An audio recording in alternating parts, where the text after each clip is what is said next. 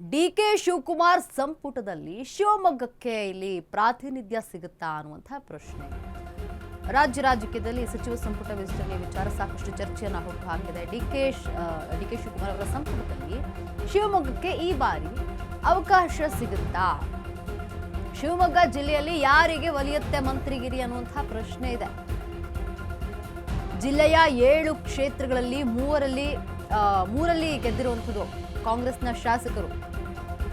ಶಿವಮೊಗ್ಗ ಜಿಲ್ಲೆಯಲ್ಲಿ 3 ಶಾಸಕರಿಗೆ ಸಚಿವ ಸ್ಥಾನದ ಮೇಲೆ ಕಣ್ಣಿಟ್ಟಿದ್ದಾರೆ.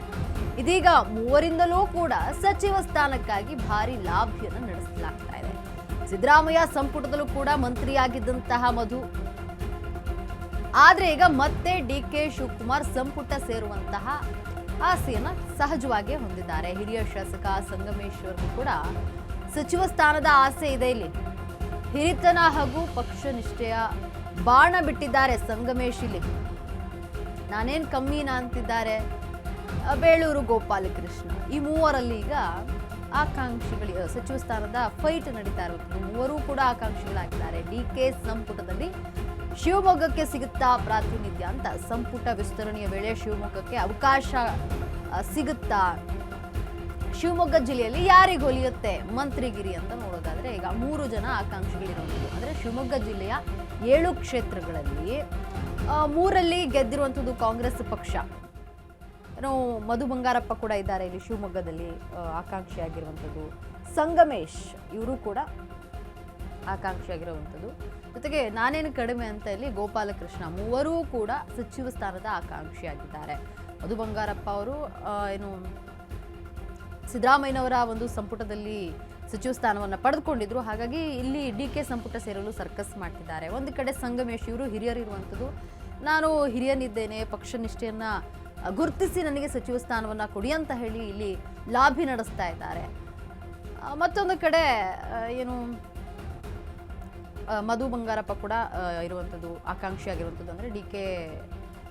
ಸಂಪುಟ ಸೇರಲು ನಡೆಸ್ತಿದ್ದಾರೆ. ಇನ್ನು ಗೋಪಾಲಕೃಷ್ಣ ಅವರು ಕೂಡ ಸಚಿವ ಸ್ಥಾನದ ಆಕಾಂಕ್ಷಿಯಾಗಿದ್ದಾರೆ. ಈ ಮೂವರಲ್ಲಿ ಶಿವಮೊಗ್ಗದಲ್ಲಿ ಯಾರಿಗೆ ಮಂತ್ರಿಗಿರಿ ಸಿಗುತ್ತೆ ಅನ್ನುವಂತಹ ಪ್ರಶ್ನೆ ಇದೆ. ಮೂವರು ಕೂಡ ಆಕಾಂಕ್ಷಿಗಳಾಗಿದ್ದಾರೆ. ಸಾಕಷ್ಟು ಲಾಭಿಯನ್ನ ನಡೆಸ್ತಾ ಇದ್ದಾರೆ ಡಿ.ಕೆ. ಸಂಪುಟವನ್ನ ಸೇರಲು. ಆದರೆ ಯಾರಿಗೆ ಹೈಕಮಾಂಡ್ ಮಣೆ ಹಾಕುತ್ತೆ ಅನ್ನುವಂಥದ್ದಲ್ಲಿ ಕುತೂಹಲಕಾರಿಯಾಗಿರುವಂಥದ್ದು. ರಾಜ್ಯದಲ್ಲಿ ಸಚಿವ ಸಂಪುಟ ವಿಸ್ತರಣೆ ಏನಿದೆ ಅದು ಸಾಕಷ್ಟು ಹೈಪನ್ನ ಕ್ರಿಯೇಟ್ ಮಾಡಿರುವಂಥದ್ದು 2ನೇ ಸಂಪುಟ ವಿಸ್ತರಣೆ.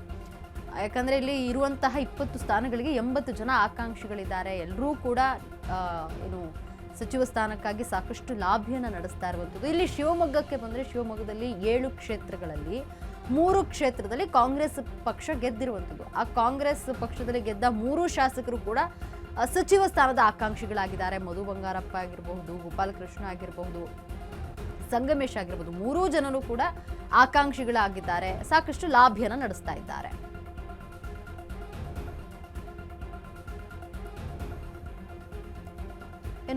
ಕರ್ನಾಟಕ ರಾಜಕೀಯದಲ್ಲಿ ಈಗ ಸಚಿವ ಸಂಪುಟ ವಿಸ್ತರಣೆಯ ವಿಚಾರ ಸಾಕಷ್ಟು ಚರ್ಚೆಯನ್ನ ಹುಟ್ಟು ಹಾಕಿದೆ. ಇರುವಂತಹ 20 ಸ್ಥಾನಕ್ಕೆ 80 ಜನ ಆಕಾಂಕ್ಷಿಗಳಿದ್ದಾರೆ. ಅದರಲ್ಲಿ ಶಿವಮೊಗ್ಗದಲ್ಲಿ ಯಾರಿಗೆ ಒಲಿಯುತ್ತೆ ಸಚಿವ ಸ್ಥಾನ ಅನ್ನುವಂತಹ ಪ್ರಶ್ನೆ ಇರುವಂಥದ್ದು. ಶಿವಮೊಗ್ಗದ 7 ಕ್ಷೇತ್ರಗಳಲ್ಲಿ 3 ಕ್ಷೇತ್ರವನ್ನ ಕಾಂಗ್ರೆಸ್ ಪಕ್ಷ ಗೆದ್ದಿದೆ. 3 ಜನ ಶಾಸಕರಿದ್ದಾರೆ. 3 ಜನ ಶಾಸಕರು ಕೂಡ ಸಚಿವ ಸ್ಥಾನದ ಆಕಾಂಕ್ಷಿಯಾಗಿದ್ದಾರೆ. ಗೋಪಾಲಕೃಷ್ಣ, ಸಂಗಮೇಶ್, ಮಧು ಬಂಗಾರಪ್ಪ ಮೂರೂ ಕೂಡ ಆಕಾಂಕ್ಷಿಗಳಾಗಿದ್ದಾರೆ.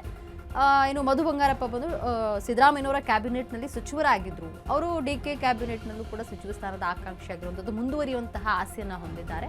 ಅದು ಸಹಜವಾಗಿಯೇ ಇರುವಂಥದ್ದು. ಗೋಪಾಲಕೃಷ್ಣ ಕೂಡ ಇರುವಂಥದ್ದು. ಇಲ್ಲಿ ಸಂಗಮೇಶ್ ಹಿರಿಯರಿದ್ದಾರೆ. ಹಾಗಾಗಿ ಒಂದು ಎಕ್ಸ್ಪೆಕ್ಟೇಷನ್ ಅನ್ನು ಇಟ್ಕೊಂಡಿದ್ದಾರೆ.